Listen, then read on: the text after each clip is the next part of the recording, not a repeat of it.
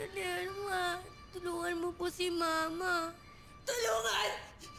Inatay niyo si Dado!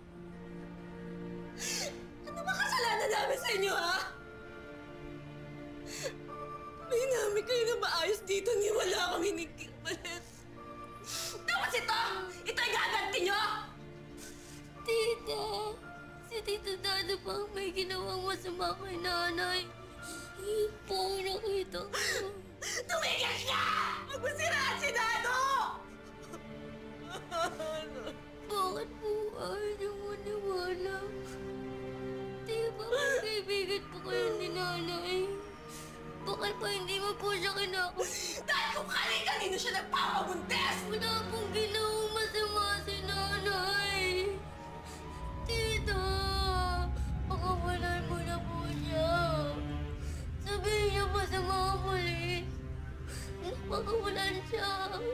Naawa na po kayo, tita. Hindi.